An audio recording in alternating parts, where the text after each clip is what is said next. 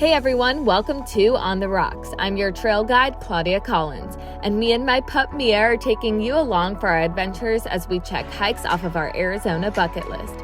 Today we're hiking to the Subway Cave in Sedona. This is a moderate 5.5 mile long hike and it begins at the Boynton Canyon Trailhead. This trail has spent way too long on my bucket list, so we're finally doing it today. We arrived at the parking lot at 6:45 a.m. and kid you not, got the last spot in the parking lot. So if you want to park and not add extra mileage to your hike, get here early, but let's go. The hike to the Subway Cave begins on the Boynton Canyon Trail.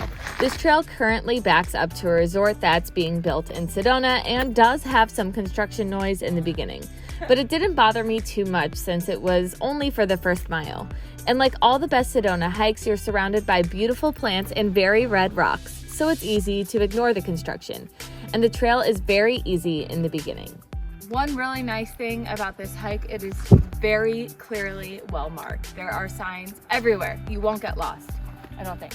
Oh, also it's really important to keep track of your mileage on this hike to make sure that you're on the lookout for the side trail to the cave.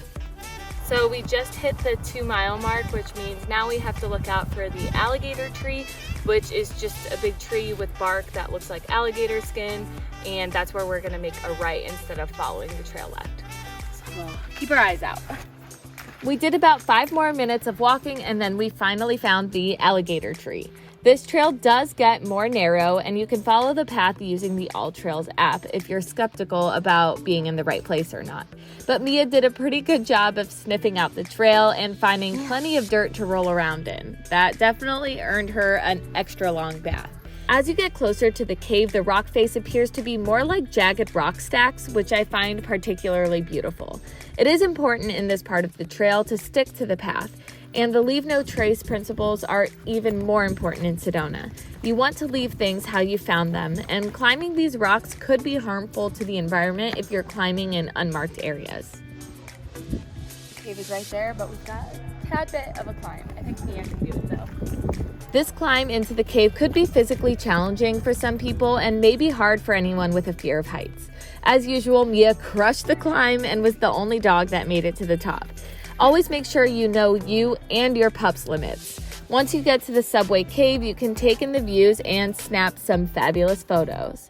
Like most popular cave hikes, there were tons of people waiting for a photo op, so be prepared to spend a little extra time at the top, which it's worth it. You want to spend time up there anyways. After a bit of a climb, which was really actually easier for Mia than it was for me, we made it to the cave with epic views. This is super cool, a little sketchy, so this is about as close to the edge as I'll get, but if you're a little bit more fearless than me, go for it. After taking some photos, we did more exploring in the area surrounding the cave and found some fantastic viewpoints and just took it all in for a bit. I think this is my favorite of all the Sedona cave hikes that we've done. I think we've done them all now, so that says a lot. Now it's time to head back to the car.